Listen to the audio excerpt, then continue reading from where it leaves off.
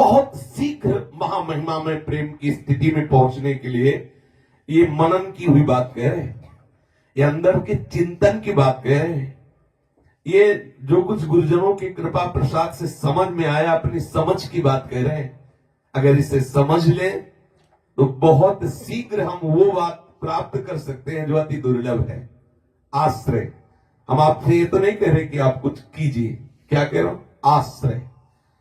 जैसा भी हूं, जहां भी हूं, जो भी हूं, मैं प्रभु का हूं, प्रभु मैं आपके चरणों के आश्रित हूं।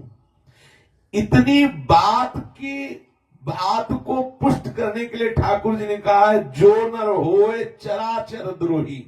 ध्यान दीजिए, चराचर का द्रोह, एक भी जड़ चैतन्य ऐसा नहीं जिससे वो द्रोह ना करता हो।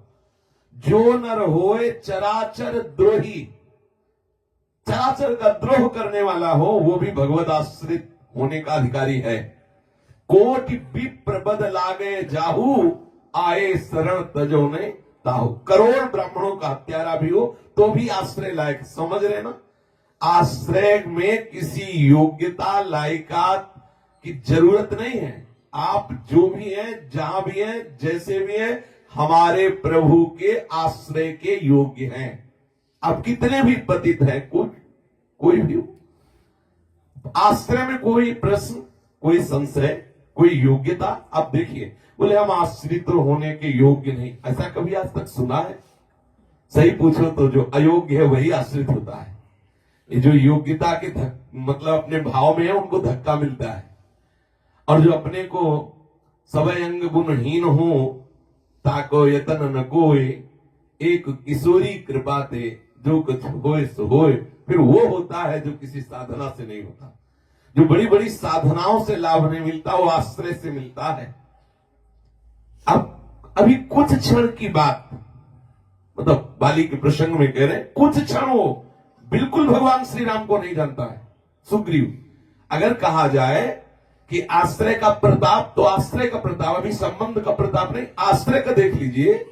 कुछ क्षण पहले वो जानता भी नहीं था कि राम कौन है, लेकिन हनुमान जी की कृपा प्रसाद से जब राम जी का परिचय हुआ और भगवान ने उसे अग्नि को साक्षी करके मित्रता का संबंध स्थापित किया, सुग्रीव ने आश्रय भगवत प्रेम के लिए नहीं लिया।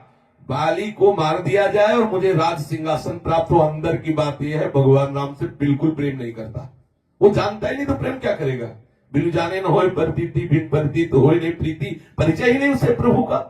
वो तो केवल हनुमान जी ने बताया ऐसा कि अवध नरेश महाराज दशरथ के लाड़ले और सच्चिदानंद परम तत्व, तो तत्व की तरफ वो दृष्टि नहीं देख रहा। वो अजान बाहु, विशाल सारंग धनुष, उसे लगा कि इनके बल से मैं जीत सकता हूं। अब जब प्रभु ने अपने बाण से बाली को मारा, तो बाली ने एक ही प्रश्न किया कि मैंने कभी नहीं देखा कि वो आपका पक्ष ले रहा हो सुग्रीव, कभी नहीं देखा वो आपका ध्यान किया, भजन किया, कुछ किया। मुझे थोड़े समय ही पहले उनकी पत्नी का नाम तारा था, उसने आपके विषय में बताया कि आप सच्चिदानंद भगवान हैं।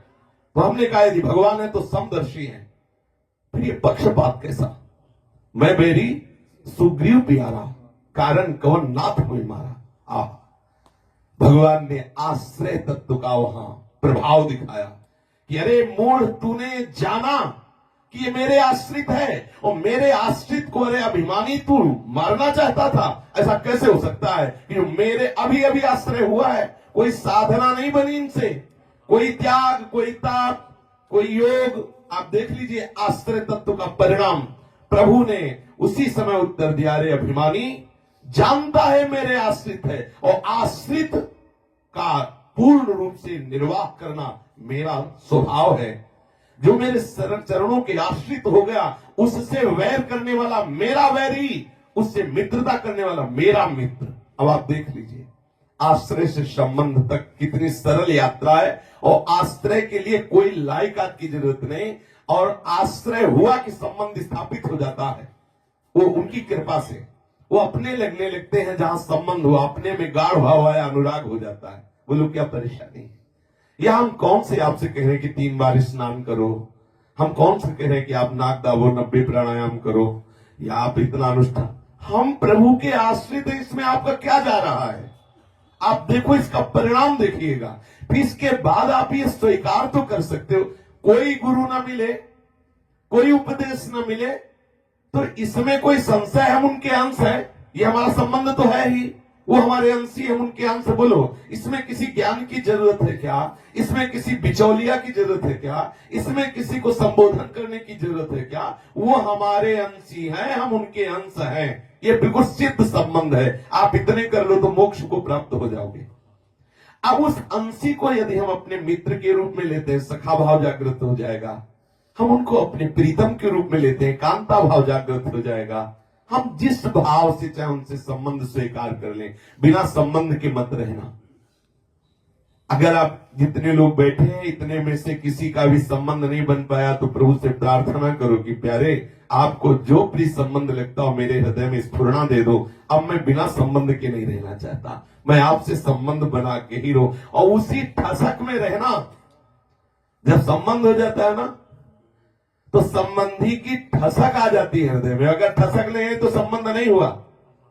आश्रय, ठसक तो आश्रय में ही आ जाती है।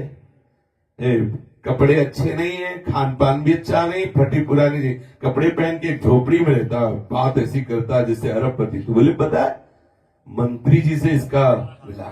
वो ठसक मंत्री जी ने कभी चवन्नी नहीं दी, लेकिन उसको ठसक है क्योंकि वो आश्रित अंदर से, वो मेरे हैं।